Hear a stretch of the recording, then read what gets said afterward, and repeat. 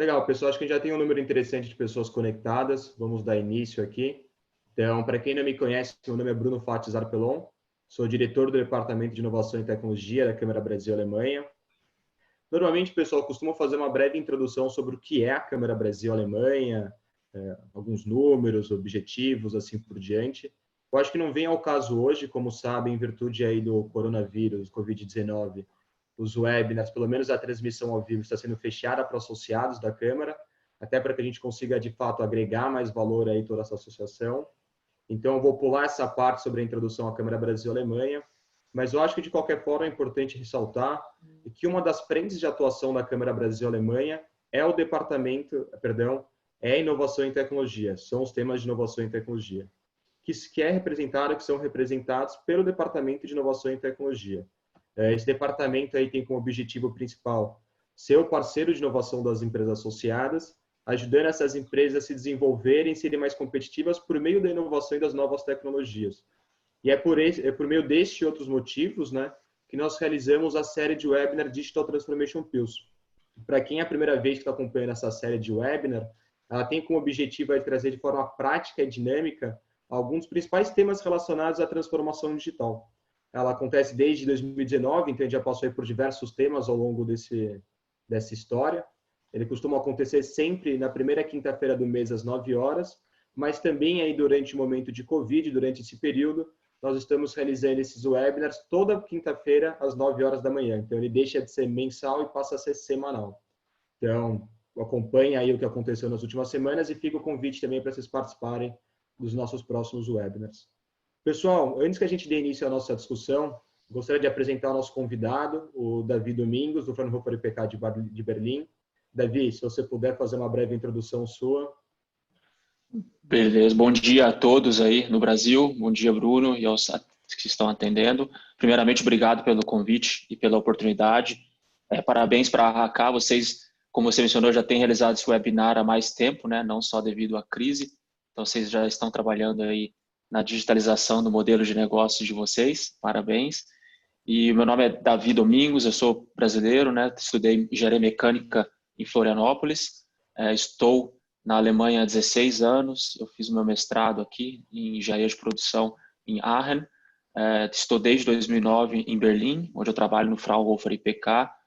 No começo, em Berlim, eu trabalhei também como doutorando, fiz meu doutorado em engenharia de manufatura, engenharia de produção, com foco em manufatura aeroespacial. E desde 2009, 2010, eu tenho também trabalhado com a internacionalização do Fraunhofer, com foco no Brasil. Então, a minha função, hoje em dia, ela é menos técnica, mais ligado aí a desenvolvimento de negócios, e a nossa intenção é aproximar e realizar projetos de inovação, de P&D, com empresas no Brasil, em parceria com outras instituições aí. Temos forte parceria com o Senai, com o próprio Instituto Tecnológico de Aeronáutica, a Raká, entre outros. Davi, muito obrigado pela introdução. Davi é um super parceiro nosso. Todas as delegações que nós fazemos para a Alemanha, seja com CNI, Senai, Sindipeças, entre outros parceiros, sempre passamos ali pelo Fraunhofer IPK em Berlim. Eles têm um case muito interessante, muito visual em relação à digitalização e indústria 4.0. Então, vale a pena para quem tiver a oportunidade, obviamente, caso seja possível por parte do Fraunhofer, fazer essa visita. Davi, antes de começarmos só, você fez parte aí de diversos projetos muito interessantes no Brasil, em relação à governança, estruturação, assim por diante, de algumas iniciativas. Só para poder contextualizar o pessoal e também mostrar um pouco da importância do Fraunhofer IPK, vamos assim, até nessa relação Brasil-Alemanha, nessa cooperação tecnológica, você poderia mencionar um desses projetos, rapidamente? Claro, prazer, Bruno. Bom, o IPK significa Institute for Production Systems and Design Technology, Sistema de Produção, Manufatura e Desenvolvimento de Produto. Então, nós estamos muito ligados com tecnologias de manufatura, tá? Empresas que estão produzindo, e a gente trabalha desde desenvolvimento de produto, passando por tecnologias de manufatura, desenvolvimento de máquinas, garantia de qualidade, automação de processos, né, em toda a cadeia. E, além disso, nós temos um departamento que chama Corporate Management, gestão corporativa, onde nós trabalhamos com metodologias para gestão de empresas ou gestão e implementação de sistemas de inovação, sistemas nacionais de inovação. Então, esse departamento a gente conduziu e vem conduzindo um projeto estruturante no Brasil muito importante para o Fraunhofer, que é o desenvolvimento, implementação e auditoria dos 26 institutos Senai de inovação aí no Brasil. Parceria estratégica, tá, para a gente, esse trabalho com o Senai. Começamos em 2012, completando 8 anos, e a gente auxiliou, então, a implementar esses 26 institutos que estão espalhados pelo Brasil. Inclusive, a Hakashi, que visita muitos deles com as delegações, é um ótimo braço para a indústria brasileira poder utilizar de equipamentos estado da arte, conhecimento estado da arte para, né, trabalhar com projetos de inovação, aí, seja de produto, processo, serviços, entre outros. E é uma parceria que está muito dando certo e a gente espera continuar aí por mais alguns anos com o Senai. Obrigado, Davi. Acho que é legal essa introdução até para posicionar um pouco o Fraunhofer, até mesmo o próprio Davi, vamos dizer assim, o Davi é um cara super ativo aí nessa relação Brasil-Alemanha, então acho que é interessante trazer também um pouco desse contexto. Bom, pessoal, nosso papo de hoje vai ser sobre como dar os primeiros passos para a transformação digital. Isso está muito em linha, obviamente, com o próprio título da nossa série, né, Digital Transformation Pills. Ele vai aí de frente aí com o objetivo principal dela. E também o nosso interesse de trazer esse tema nesse momento é em virtude de todo o contexto, né? O Digital Transformation Pills já era um webinar desde 2019, mas nós também estamos que nos adaptar nesse momento para fazer isso de forma remota, fora dos nossos ambientes, assim por diante. Isso é só um exemplinho muito simples, né? Dessa questão de digitalização, mas isso vai muito além. Então, é muito interessante trazer essa discussão nesse momento sobre digitalização, tendo em vista tudo que a gente está passando. Eu até brinquei no nosso último webinar que hoje a gente tem visto muitos memes, né, por aí, por exemplo, do que impulsionou a transformação digital na sua empresa. Então, a gente vê que o maior aí, alavancador no momento está sendo o próprio coronavírus, que está alavancando aí a transformação digital de muitas empresas. Então, a gente quis trazer para você e queremos trazer para você nesse papo aí de uns 20, 30 minutos, quais são os principais benefícios, como funciona, como dar esses primeiros passos. Obviamente que o tempo é curto, né? Então fica mais aí um cartão de visita, um pouco da expertise do Fraunhofer, assim por diante, mas trazer um overview também para quem está participando de como iniciar essa jornada. Então, Davi, para a gente começar a nossa discussão, tem uma pergunta para você que é o seguinte: quais são os principais benefícios da indústria 4.0 e como eles podem ser vantajosos em um momento de crise? Não necessariamente só a questão do coronavírus, mas em um momento de crise. Perfeito. Acho que a primeira observação importante, Bruno, é que, né, quando a gente trata de benefícios, tem que estar claro para as empresas que deve existir um business case por detrás da implementação de conceitos e tecnologias ligados à indústria 4.0. Então, não faz sentido eu querer digitalizar a minha empresa e ser uma indústria 4.0 apenas por ser. Você tem que ter resultados aí que pode ser um aumento de produtividade, redução de custos, diminuição de tempo de inatividade por manutenção e demais coisas, mas sempre é necessário haver realmente esse business case. Quando a gente trata, né, da digitalização, da indústria 4.0, a gente percebe que é isso, na verdade, né? Uma produção que está totalmente conectada através de tecnologias de informação e comunicação, 5G, sistemas cyberfísicos embarcados, sensores, atuadores, cloud e por aí vai.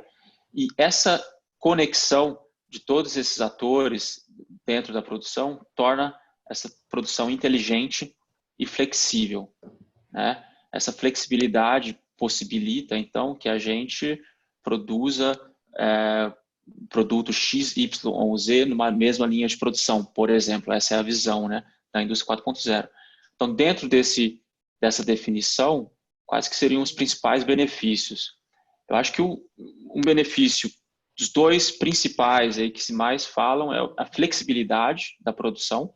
Então, é você ter uma linha de manufatura onde você pode produzir diferentes tipos de produtos utilizando a mesma linha de manufatura.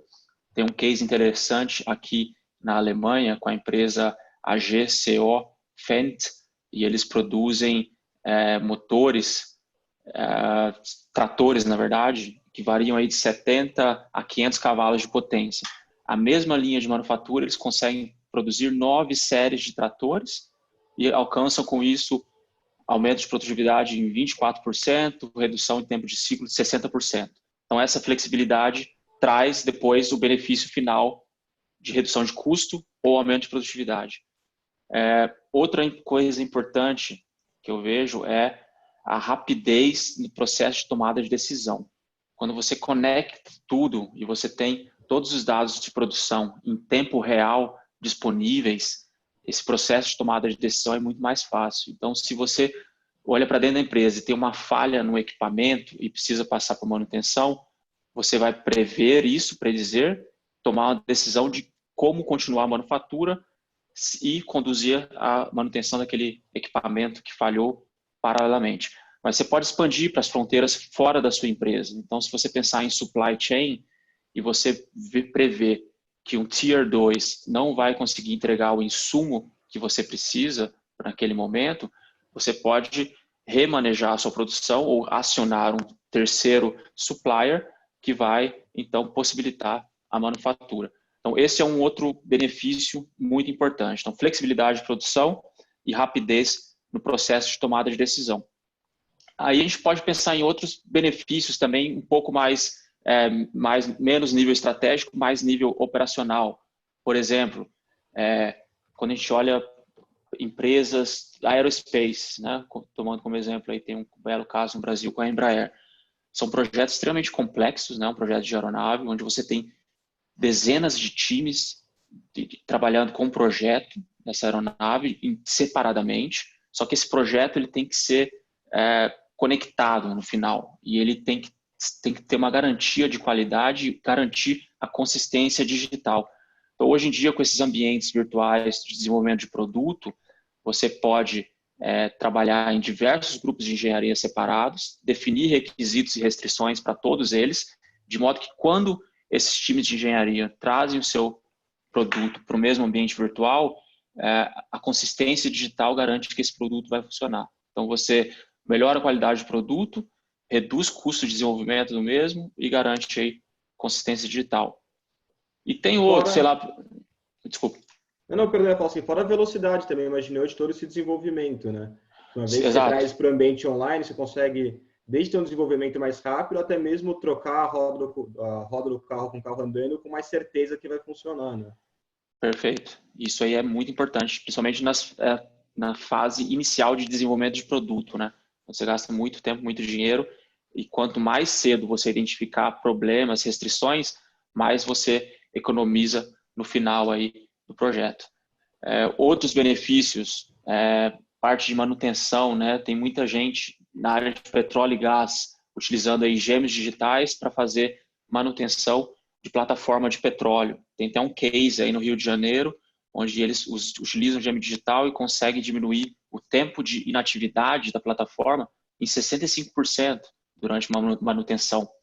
Quando a gente fala em produção de barril de petróleo, né, é por minuto ali. Imagina o tanto, qual é o impacto disso em relação a custos, né, e produtividade. Outro exemplo, a gente trabalha muito com plataformas em nuvem, onde você conecta sites de produção e centros de distribuição ao redor do mundo, de uma mesma empresa.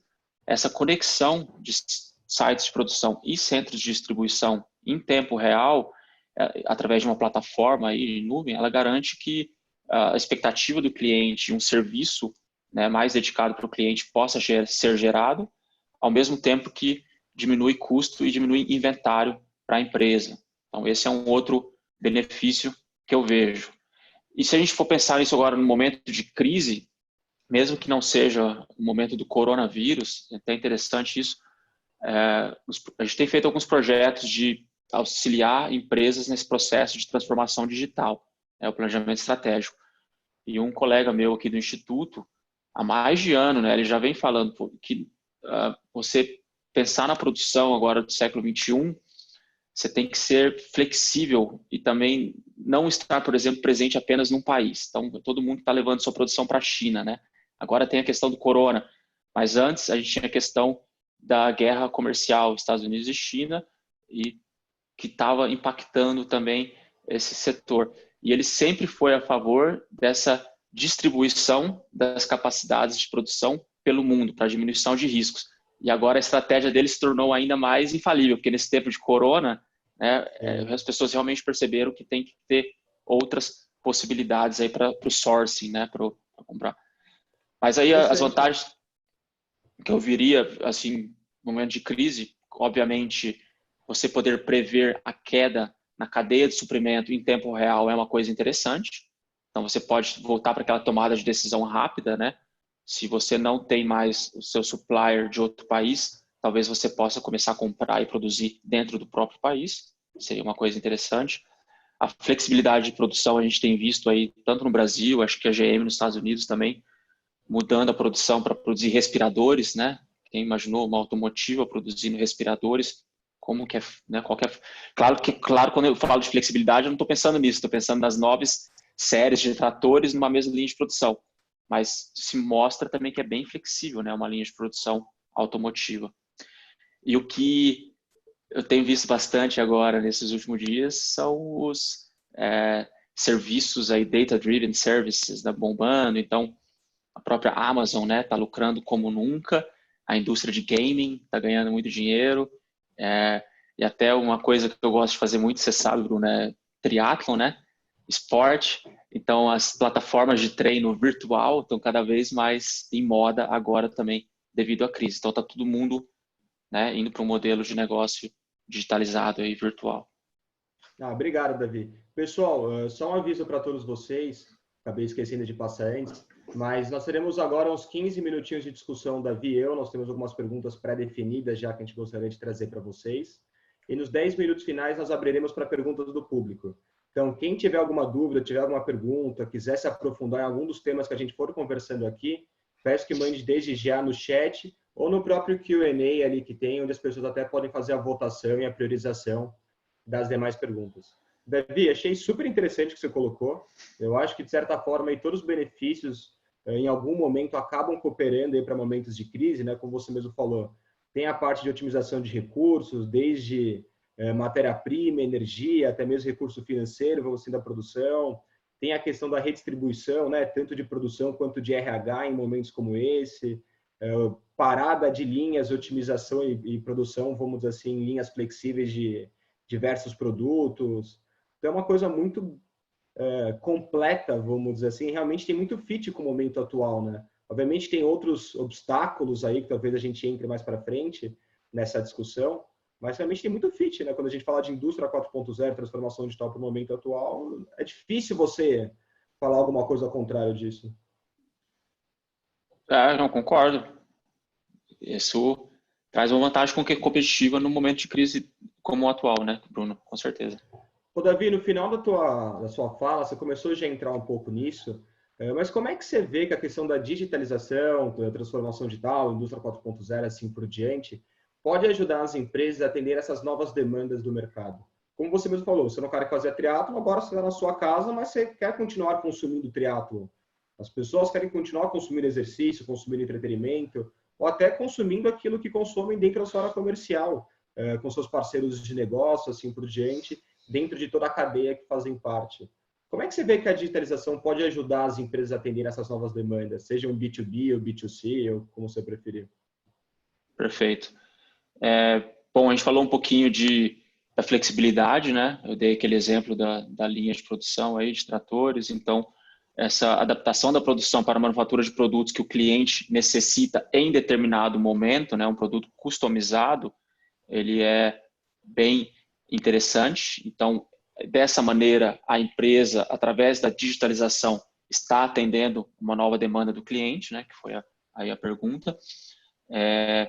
Eu acho também que a conexão aí em cadeias de valor, conexão em cadeias globais de valor, integração horizontal entre as empresas, né, principalmente também a inserção de pequenas e médias empresas nessas cadeias globais de valor, elas ajudam também o seu cliente no sentido de você prever ou predizer a capacidade de produção para atender demandas. Aquela história de você prever se você vai ter condições de entregar um produto X para o seu cliente A conforme planejado, e se você perceber ou predizer que não é possível, uma rápida tomada de decisão para minimizar aí esse problema e atender da melhor maneira o seu cliente. Acho que a questão da produtividade também é importante. Talvez ela não é atender a demanda do mercado, mas para você continuar no mercado, você tem que continuar ter alta produtividade. Então, para uma empresa, a questão de digitalizar, transformar a sua empresa numa empresa digital e garantir aí uma maior produtividade, eu acho que é um fator essencial. Eu lembro que isso até é discutido até bastante no Brasil, acho bem interessante aquele papo, né? Pô, primeiro a gente precisa ter o Lean, né, bem implementado, rodando. Não adianta você querer digitalizar a bagunça. Então, a primeira coisa foi fazer o dever de casa, organizar a produção, ter o Lean sob controle e depois partir aí para a digitalização dos processos e ter ganhos através disso. Aí eu fui olhar também um exemplo da General Electric Healthcare no Japão, né? Então, eles são aí estado da arte, que quer dizer Lean Manufacturing, né? CNG, estão no Japão. E eles, através aí da introdução de tecnologias digitais, eles conseguem reduzir 30% o custo de manufatura e 46% o tempo de ciclo, através da digitalização. Isso garante maior produtividade. E a produtividade garante que eles continuem no mercado. E se eles continuam no mercado, eles podem atender as demandas dos seus clientes. Então, seriam 3 principais fatores aí que eu gostaria de citar agora, Bruno. Legal. Ô, David, deixa eu fazer uma pergunta. Você tem algum caso, obviamente tem muita questão de confidencialidade envolvida, mas sem citar nomes, de transformação aí digital de algum produto ou ressignificação de algum produto para o mundo digital que vocês do Fraunhofer passaram nesses últimos tempos, você poderia citar? Sim. A gente teve um projeto bem interessante com empresas de máquinas, ferramenta e a própria Opel, né, empresa de manufatura de automóveis aqui na região de Colônia, onde a gente trabalhou com tecnologias de indústria 4.0, então a gente fez uma conexão aí entre todas as máquinas e todas as peças e os agentes de produção, as pessoas envolvidas naquela produção, através de sistemas smartphones, essas coisas, algumas tecnologias de tag, e através da interconexão de todos esses atores, a gente pôde reorganizar a produção dentro da Opel, que era uma produção até então em linha. A gente partiu para o que a gente chama de shop floor production, que seria a oficina, que ela não é mais linear. Então, depois de cada etapa de manufatura, você reorganiza ou replaneja a sua produção. Então, a gente implementou esses conceitos na empresa e houve ganhos expressivos de utilização de equipamento que a gente mediu. Então, máquinas que estavam sendo utilizadas entre 30% e 35% de sua capacidade passaram a ser utilizadas entre 50% e 60% da sua capacidade.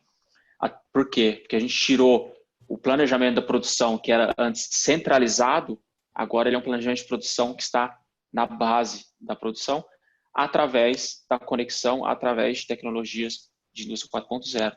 Foi um resultado bem legal esse, Bruno, de se ver. Interessante. Pessoal, apenas lembrando, vou mandando as perguntas aqui pelo chat ou pelo Q&A, e daqui a pouquinho a gente entra nelas. David, tudo que você comentou é super interessante, faz total sentido, vamos assim, como eu já falei, a questão do fit, da digitalização com o momento atual, e até mesmo com crises de forma geral, né? Vamos assim, essa mais do que outras, em virtude da questão do distanciamento social, mas de qualquer forma, uma coisa que faz muito sentido em qualquer momento de crise, tendo em vista a flexibilidade, otimização, assim por diante, ganho de produtividade. Mas os exemplos que a gente trouxe agora, muito que a gente fala da indústria 4.0, normalmente sempre vem à nossa cabeça grandes investimentos, ROIs impagáveis, e até mesmo dificilmente consegue se chegar ao ROI, vamos dizer assim, quando a gente fala de transformação digital. Então, como é que você vê assim, essa questão da necessidade / investimento / viabilidade? Principalmente tendo em vista, vamos dizer assim, no cenário brasileiro, talvez que você conhece já um pouco, mas também trazendo exemplos da Alemanha, de viabilizar e contornar essa questão da transformação digital, tendo em vista o alto custo dos investimentos. No Brasil, as empresas, principalmente da cadeia de valor, Tier 2, 3, até mesmo as próprias montadoras de Tier 1, estão sendo impactadas diretamente por tudo isso. Como é que você vê, assim, talvez não precisa entrar tão a fundo na questão da crise atual, mas essa barreira de investimento em relação à indústria 4.0? Perfeito. Eu lembro muito bem dos nossos encontros econômicos Brasil e Alemanha, Bruno, onde a gente está sempre se vendo aí, devido a essa agenda nossa forte, né, focando nos dois países, de uma participação do Wolfram Anders, CFO da Bosch, quando ele até mencionou, acho que foi em 2017 ou 2018, não lembro, aí no Rio Grande do Sul, que o parque fabril no Brasil tem 17 anos, né, e na Alemanha tem 3. Então, realmente tem uma diferença muito grande aí, quando você pensa em digitalização, em equipamento estado da arte, e eu entendo que tem que ser uma preocupação muito grande das empresas no Brasil, essa questão de investimento.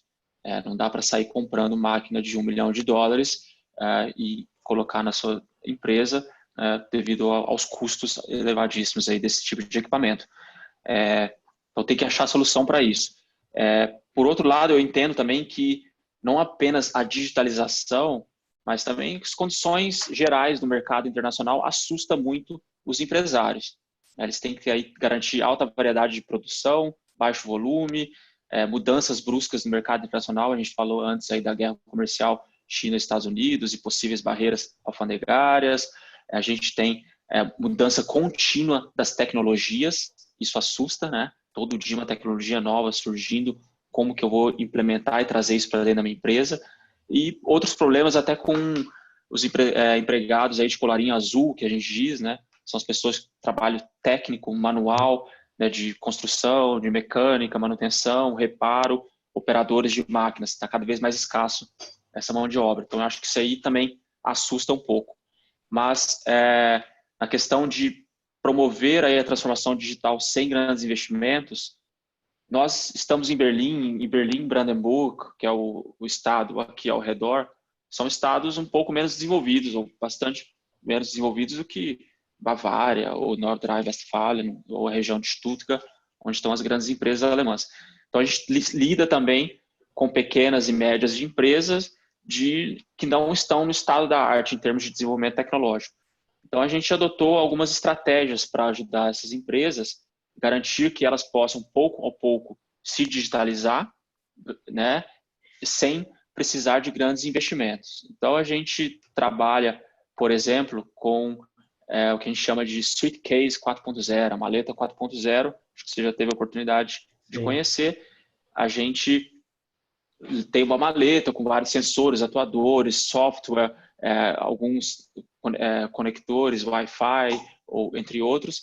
E a gente pode, na empresa, com o objetivo de desenvolver uma solução que permita essa pequena e média empresa, através de pequenas mudanças, pequenos sensores e atuadores que são adicionados à sua empresa, ela consegue acompanhar o valor agregado que ela está gerando para o seu produto e monitorar um pouco a sua produção, né? E pode depois começar a planejar melhor a sua produção. Então, são melhorias contínuas, pequenas, que você pode estar trazendo para dentro da sua pequena e média empresa, que é o que poderia funcionar no Brasil também. Acho que o Senai tem uma iniciativa parecida também, de projetos pequenos, pequeno porte, você já ir digitalizando aos poucos essas pequenas e médias empresas. Então, é possível, sim, sem grandes investimentos. Tem muita gente que diz que sensor, atuador é commodity hoje em dia, né? O preço já bem reduzido, então você pode comprar isso e instalar. E eu acho que isso tem muita oportunidade, sim, também para pequenas e médias empresas, mesmo sem pensar em grandes investimentos. Eu acho que nessa hora também, né, Davi, hoje em dia a gente fala muito da questão do Lean Startup, do MVP, assim por diante, de começar com pequenos projetos. Eu acho que essa regra serve para isso também, né? Eu acho que quando a gente fala de indústria 4.0, isso pode virar uma coisa meio megalomaníaca, porque você pode digitalizar tudo, automatizar tudo, é uma coisa assim até um pouco fora da realidade. Mas acho que essa questão de começar pequena, assim por diante, é um fato interessante, né? Tem muitas startups hoje que têm soluções para a indústria 4.0, assim por diante, e trabalham até com FIIs baseado no êxito, naquilo que eles conseguem otimizar de recursos. Então, acho que tem oportunidade. Obviamente que nada disso ele minimiza ou limita a questão, a necessidade de se ter uma estratégia de transformação digital, como o Davi colocou. Isso é completamente necessário. Você ter o seu roadmap, vamos dizer assim, para onde você vai. Mas existem aí diversas soluções ou até primeiros passos, até que a gente está falando aqui hoje, né? Como dar os primeiros passos, que você consegue iniciar e começar a experimentar um pouco. É um assunto muito diferente, né? Nós realizamos diversas delegações com o objetivo que as pessoas experimentem um pouco da indústria 4.0 e fique um pouco mais tangível. Então, acho que você dar esse primeiro passo é uma coisa muito importante. Não importa qual seja a grandeza dele, né, Davi?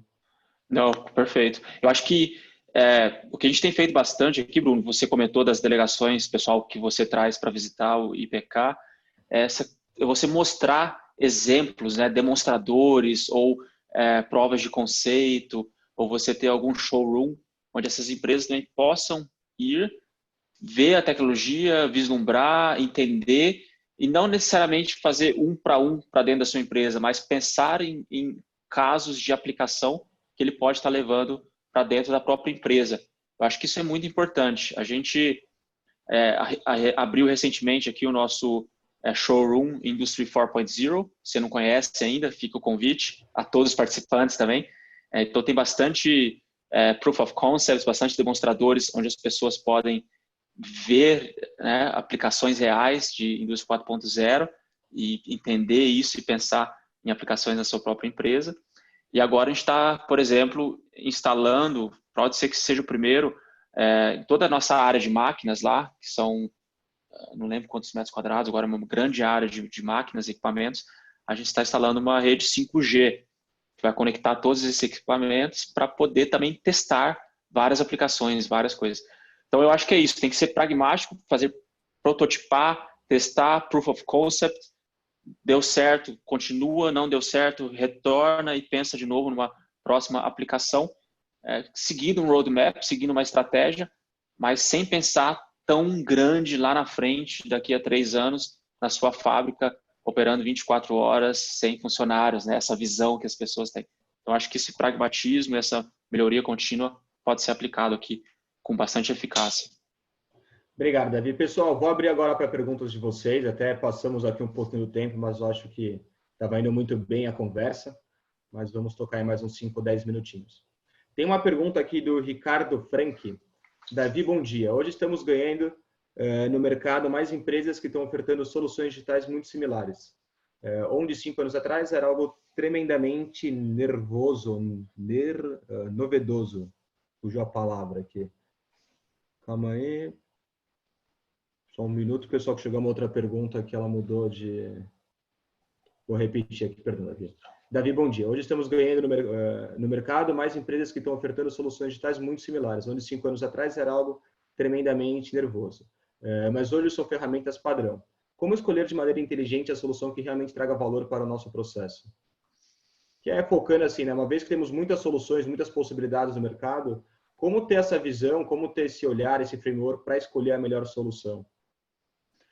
Essa é uma pergunta que a gente volta para a estratégia, né, Bruno, que a gente comentou. Antes de iniciar qualquer processo de digitalização, acho que é muito importante definir a estratégia que a gente quer seguir. Então, conhecer o seu business, conhecer o seu produto hoje, conhecer onde você quer estar com o seu produto daqui a 5 anos, como ele vai ser daqui a 5 anos, conhecer os seus competidores, o mercado onde você está inserido, tudo isso é importante e vai servir de base na tomada de decisão de qual ferramenta você vai aplicar. Eu entendo que os vendedores aí vão tentar empurrar, né, as ferramentas A, B e C. É difícil, mas quanto melhor preparado a gente estiver nesse sentido que eu comentei anteriormente, eu acho que mais fácil fica aí você escolher a ferramenta mais adequada para o seu business. Mas eu concordo que é difícil essa tomada de decisão. Muito obrigado, Davi. Temos uma pergunta agora da Shirley. Bom dia, Bruno e Davi. Vocês conhecem alguns casos de empresas de construção civil que já adotaram Internet of Things, seja em processos internos ou nas obras? Putz, Shirley, agora no momento não me vem nada à cabeça. Vem na cabeça algum caso hipotético, Davi, caso não seja um caso real que você poderia pensar em aplicação de IoT? E vem muito na cabeça a questão de ferramentário, né? De ferramentas hoje, de controle de supply chain, por exemplo. Não é especificamente IoT, né? Acaba usando. Cara, a IoT, quando eu penso em construção civil, eu já penso no produto final, né? Casas inteligentes, interconectada, entre outras. Mas na construção civil, ah, eu lamento, mas não me vem nada agora à cabeça, não. Fica tranquilo. Quando a gente volta depois, Shirley. Shirley é super parceira nossa também, da HTB. Vamos aqui para uma pergunta do Renato Lima. No caso citado da GCO, quais foram as tecnologias habilitadoras desse aumento de flexibilidade?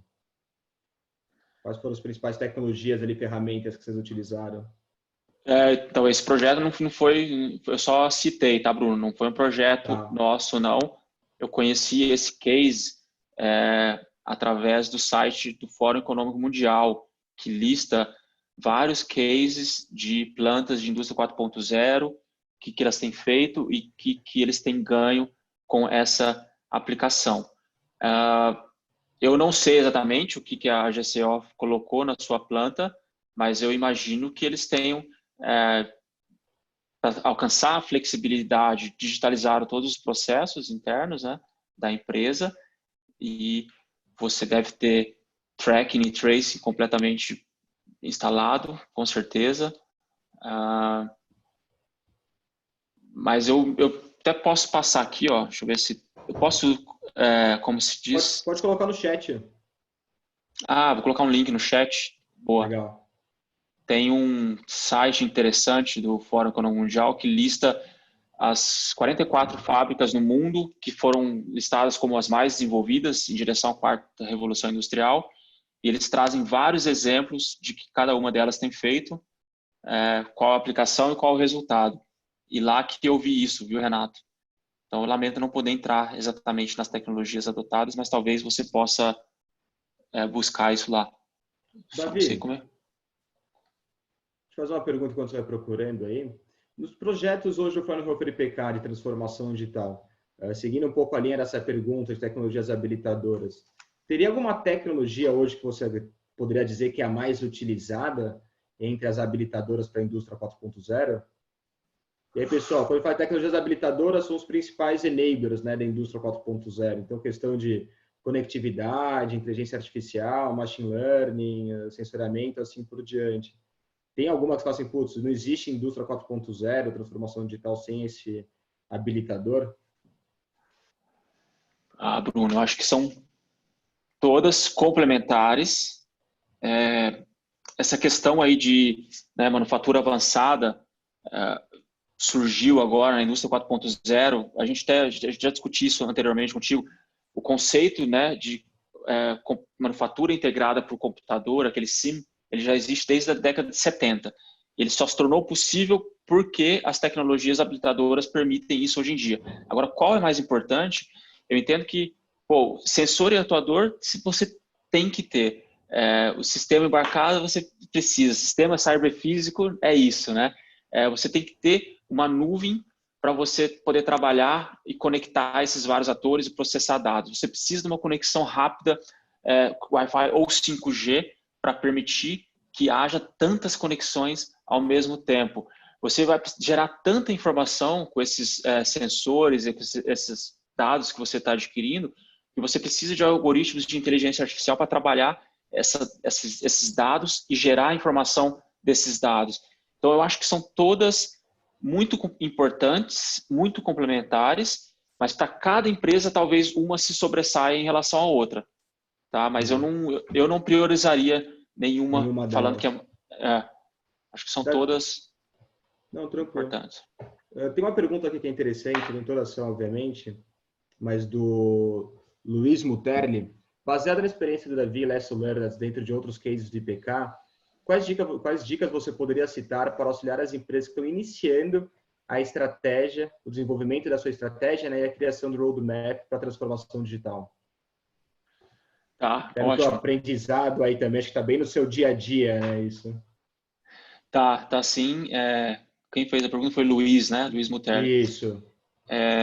Então, Luiz, eu entendo que tem bastante consultoria, bastante empresas oferecendo soluções para isso, né? Trabalhando aí, oferecendo planejamento estratégico para a transformação digital. A gente faz isso também no Fraunhofer. acho que o diferencial nosso é que, além de tratar aí o projeto de consultoria, né, metodologias para fazer um roadmap e tudo mais, a gente tem um time técnico extremamente capaz, extremamente preparado, que conhece as tecnologias habilitadoras em si. Então, a gente não tem só o consultor que conhece gestão de empresa, gestão de estratégia, mas a gente tem todo um corpo técnico por trás que conhece as tecnologias, conhece aplicações e podem auxiliar nesse processo de estratégia. Mas eu acho que, olhando para dentro da empresa, se você vai fazer dentro da sua empresa, eu acho que tem alguns quesitos que são fundamentais. Nossa experiência mostra que os recursos humanos e a participação do time é mais importante até do que a tecnologia, tá? Em termos de implementação de soluções da indústria 4.0. Então, envolver os funcionários da empresa e organizar a participação deles é muito importante. É claro que o pessoal do management vai estar muito mais ligado com a estratégia e a reorganização da empresa, e o empregado vai estar mais ligado com a tecnologia e com a requalificação dele mesmo. Mas é muito importante que tenha uma transparência e que todos estejam envolvidos nesse processo estratégico. Eles têm que se sentir parte do time. Uma outra coisa que a gente tem percebido que é muito importante também é a autonomia, tá? Então, você fazer um gerenciamento aí de implementação por metas, não ter muita interferência do high management no operacional e deixar as pessoas realmente se envolverem, serem autônomas, implementar e testar, a gente vê isso como uma boa prática também. E a gente tem trabalhado com um novo modelo de organização que eu até vi já em 2 ocasiões no Brasil, na Gerdau, em Pinda, e na Embraco, em Joinville, que é você criar organizações ambidestras, né? Então, você tem lá a organização normal de produção, que é um time de exploitation, né? Que ele está focando em produtividade, performance, produção contínua. Mas quando você tem um projeto de digitalização, talvez seja interessante você ter uma equipe mais agile, mais um exploring team, um time que vai explorar tecnologias, e esse time ele tem que estar um pouco fora da estrutura hierárquica da empresa, ele tem que ter essa autonomia que eu falei antes, essa participação para poder testar, errar, aprender e depois fazer um novo projeto. Então, acho que essa organização ambidestra é uma coisa interessante também que pode se pensar em implementar. E um último case que eu acho interessante é você ter mas não seria mais para pequenas e médias, mais para grandes empresas, que a gente chama de Learn Factory, né? Você ter uma fábrica real, não tão complexa e gigante como umas fábricas de produção, mas uma fábrica que simule o ambiente real de produção. E nessa fábrica, você levar os funcionários e você poder testar novos conceitos, você ter uma combinação aí de observação, teoria e prática, simular ambientes reais de produção e discutir aí como as mudanças do sistema de produção estão impactando o seu business. Eu acho que é um exemplo legal também que pode ser seguido. Davi, tem uma outra pergunta aqui do Ricardo Frank, que vai um pouco nessa linha, não tanto na parte de estratégia, né, mas mais na linha do business case. Eu acho que muito do que você falou se aplica também à questão da criação de um business case. Mas se você tiver também alguma coisa para comentar em relação a business case especificamente, eu não sei. O Ricardo fala quais as dicas para a criação do business case, né? Exato. Eu devo dizer, Ricardo, é difícil. A gente, em determinados momentos, a gente, sei lá, estava discutindo proposta para implementação de tecnologia de manufatura aditiva metálica na produção, se vai valer a pena ou não. E aí tem um dever de casa muito grande para a própria empresa levantar custos envolvidos no processo atual e depois a gente entra com dados, o que pode a manufatura aditiva trazer e quanto que vai custar. Só que para a própria empresa levantar esses dados é muito difícil às vezes. Ela não sabe quanto que está custando o empregado, é o insumo, é a hora máquina, é parada, é isso, aquilo. Então, é difícil. eu acho que cada caso é um caso. A gente teve projetos que a gente não avançou porque o business case não ficou claro, tá? E eu acho que o melhor cenário é você realmente conhecer a sua empresa, conhecer o seu produto e sua produção, para poder aí chegar num business case palpável, assim, real, né? Então conheça-se a si mesmo, né? Seria a dica para poder ter um business case forte aí.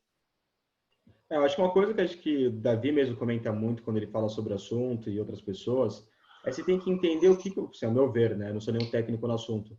Você tem que entender o que você quer resolver com a indústria 4.0. Eu falo até pela experiência que a gente tem na Câmara. Muitas vezes a gente recebe empresas falando, olha, Bruno, eu quero ser 4.0. Eu faço um paralelo também com a parte de inovação, né? Pô, eu quero ter um programa de aceleração de startups. Mas você não sabe nem direito o que você quer resolver com isso. Por que uma startup? Por que a digitalização? Será que uma simples automação já não vai resolver ali que você busca ou não? Não sei. Obviamente que sempre tem que olhar para frente, né, para o estado da arte. Mas é muito importante, é extremamente importante você entender qual é o problema que você quer resolver. Se você não tiver um problema, não tem nem por que você tem que ter um business case. Eu acho que esse é o principal. Pessoal, a gente já passou bastante nosso horário aqui. A gente está com algumas perguntinhas em aberto. Davi, você tem mais 5 minutinhos? Tenho sim, Bruno. Vamos lá. Então, ó, mais 5 minutinhos, pessoal. Tem mais umas 5 perguntas. Então, fazer aqui um bate-bola com o Davi, pedir que ele já é bem objetivo nelas para tentar passar por todas. Temos uma pergunta aqui da Glaucia Fernandes. Davi, você experiencia ainda muita resistência quanto à implementação de novas tecnologias em fábricas? Se sim, qual é a sua sugestão para driblar essa resistência? Oi, bom dia, Glauci. Sim, a gente obviamente tem resistência quanto à implementação de tecnologias em fábricas. O pessoal tem sempre aquele mindset, pô, eu sempre fiz assim, por que eu tenho que mudar agora? Sempre funcionou. Cada vez menos, mas ainda existe esse mindset. Por isso, é muito importante, na minha visão, quando a gente trabalha um projeto de inovação, geralmente você tem um time da inovação na empresa, mas onde vai ser implementada essa inovação é na produção. Então, você tem que trazer esse time da produção, o desenvolvimento de produto, para o time de projeto. Eles têm que ser envolvidos no projeto para sentirem parte do mesmo e aí eles vão atuar e vão ajudar na implementação. Se tiverem fora e tiver só ali numa gerência de inovação ou de P&D, o risco é muito grande de não ser aceito isso pelo restante do pessoal. Tá bom? Eu acho que isso seria a minha dica principal. Uma coisa bem clichê que o pessoal costuma falar, né? A cultura come a estratégia no café da manhã, né? Então você tem que ter cultura na empresa. Pergunta Isso aqui aí. do Fábio Fernandes, que da Bosch, que ele até comentou que o discurso, acho que o Dr. Anderson foi em 2017, ele mandou no chat antes. Mas a pergunta dele é o seguinte: bom dia, Davi. Como está a implementação da indústria 4.0 na Alemanha, considerando principalmente pequenas e médias empresas? KMUs. O Fábio, bom dia. Eu acho que a gente geralmente tem essas perguntas, né? Até do pessoal da Indústria 4.0 Platform fazem umas pesquisas para ver o quão dentro da Indústria 4.0 estão as pequenas e médias, se elas já estão operando fully digitalized ou não. Eu lembro que quando eu vi os resultados aqui e no Brasil, era invertido, assim, o pessoal, as pequenas e médias empresas na Alemanha, elas se consideravam nada digitais e no Brasil se consideravam muito digitais. Então, é uma questão de entendimento que faltava realmente para saber o que é ser digital. Mas eu acho que na Alemanha, como pequenas e médias empresas fazem parte, né, da espinha dorsal da economia alemã, a gente tem aqui os hidden champions, aqui a gente tem as empresas de pequeno e médio porte, de altíssima tecnologia, que são líderes mundiais nas áreas aí que elas atuam. É muito importante que elas inovem e que elas estejam aí state of the art. Então, existe uma estratégia do governo alemão, a High Tech Strategy. O Bruno escreveu até um artigo muito bom no LinkedIn sobre isso há uns 2, 3 dias. E essa High Tech Strategy prevê investimentos muito grandes em pequenas e médias empresas para que elas se digitalizem. Para 2 sentidos: digitalizar para garantir lá a produtividade, garantir uma posição boa dentro do mercado mundial, e digitalizar no sentido de criar também modelos de negócios digitais, novos serviços, novos modelos de negócio, estarem se transformando aí como empresas. Então, como há um apoio muito grande governamental, por essas empresas serem muito importantes para a economia, a minha visão é que elas estão indo num caminho muito bom, tá? E estão sendo integradas também em cadeias de valor com as grandes empresas, está indo numa ótima direção. Eu acho que nisso a gente tem que trabalhar muito no Brasil ainda. Temos boas iniciativas da própria Câmara aí, de manufatura avançada, alguns projetos financiados pelo BNDES e Embrapi, mas eu acho que isso é um fator primordial no Brasil, a inserção aí das pequenas e médias nas cadeias de valor. Pessoal, a gente tem 3 minutos agora para 3 perguntas. Um comentário bem rápido em relação ao que o Davi falou, que na Alemanha, 99% dos investimentos em inovação e transformação digital são focados em pequenas e médias empresas. E desse investimento, a Alemanha está querendo trazer grande parte disso para a transformação digital. E então vai ter uma alavancada bem interessante. Pergunta do Nuno Novo aqui. O Brasil está em uma grande transformação para 4.0. E acredito a isso também, trabalho de convencimento do high management para investimento e suporte. Quais são os melhores argumentos da sua visão para utilizar nessas negociações, na hora de convencer o high management? Tem alguma sugestão rápida? Perfeito. O high management, como o high management está pensando em receita, está pensando na continuação dos negócios, sobrevivência da empresa, produção, lucros, né? Então, é a história do business case. Se você não tiver um business case bem redondo, bem trabalhado, você não vai conseguir convencer o high management. A partir do momento que você está trazendo lucro ou resultados operacionais, eu acho que você vai ter o suporte também do high management para manter essa agenda. E só voltando à questão anterior, Bruno, da High Tech Strategy, é isso mesmo. E a Alemanha, a ideia é o quê? É ter o maior mercado consumidor de 4.0 e o maior mercado provedor de soluções de tecnologia 4.0. Essa é a estratégia da Alemanha, né? Legal, obrigado, Davi. Última pergunta aqui para a gente fechar. Pessoal, nem vou conseguir abrir as perguntas do chat, mas qualquer coisa depois a gente olha, eu vejo com o Davi, a gente responde por e-mail para vocês. Mas fechando aqui, pergunta do Gustavo Melo. Bom dia, Davi, bom dia, Bruno. No contexto da digitalização indústria 4.0, qual é o papel da manufatura aditiva, impressão 3D, como tecnologia habilitadora? Vocês vislumbram ou teriam algum case para citar grandes empresas ou pequenas e médias empresas em relação à manufatura aditiva? Ô, Gustavo, boa tarde para você aí em Aachen. Tudo bem? Eu não sou especialista, eu sei que é especialista, mas vamos lá. É uma tecnologia habilitadora, né? A impressão 3D, e o papel dela eu vejo principalmente na questão de possibilidades agora no desenvolvimento de produtos, né? O Freigestaltung, que a gente fala em alemão, mas é a possibilidade de novos designs e flexibilidade que ela traz quando comparada com as tecnologias de manufatura convencionais. A gente teria alguns cases para citar, por exemplo, um bem interessante é uma empresa aqui em Berlim que produz sistemas de injeção para turbinas a gás. Então, esses sistemas de injeção, anteriormente, injeção de quê? De ar e combustível, né, que vai injetar na turbina, ele era composto de 18, 20 componentes extremamente complexos e você tinha que fazer depois a montagem disso. Agora, com impressão 3D, em vez de 18, 20 componentes, você tem um componente e não tem mais a montagem. Então, foi um business case muito claro de trazer uma vantagem competitiva muito grande. Não é protótipo, tá? É peça final que está sendo utilizada nessa peça aí, nesse Brenner, nesse injetor aí para a turbina. As grandes empresas, a aplicação aí eu vejo iniciando na aerospace, na questão de redução de peso, principalmente, né? Porque você consegue aí fazer uma otimização topológica das suas partes, né? Mudar o design, deixar ela o mesmo material, mas com muito menos peso, garantindo propriedades mecânicas. Então, a gente teve projetos muito interessantes com a Embraer, por exemplo, Gustavo, no passado. Outra empresa que trabalha muito forte nisso na Alemanha é a MTU Aero Engines, né? Com aplicação dessas tecnologias para componentes de turbinas. Então, Acho uma tecnologia muito interessante e muito importante como tecnologia habilitadora, assim como as N outras que a gente citou aqui anteriormente.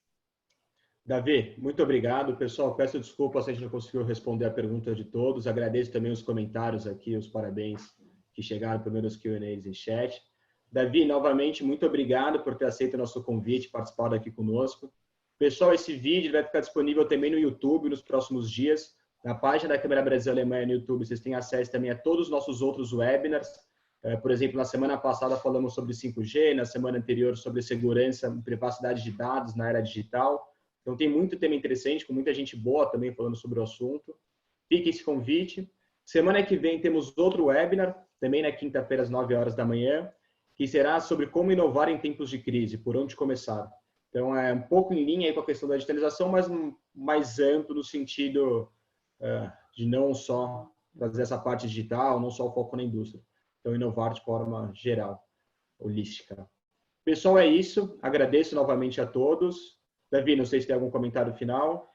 Só aproveitar, Bruno, mais uma vez, obrigado aí pela oportunidade, obrigado a todos os participantes com as perguntas. Uma pequena marketing aqui, fica o convite a todos, se vierem a Berlim, podem vir nos visitar, mas também no nosso centro de projetos Fraunhofer para manufatura avançada, dentro do ITA, em São José dos Campos. Lá existem também muitos cases, muitas aplicações aí de projetos Indústria 4.0. A gente pode ajudar vocês nesse processo de transformação digital, tá bom? Desde estratégia até implementação de cases. Muito obrigado aí a todos. Obrigado, pessoal. Fico à disposição e entre em contato com a gente por e-mail, LinkedIn, estamos à disposição. Até mais. Tchau, tchau.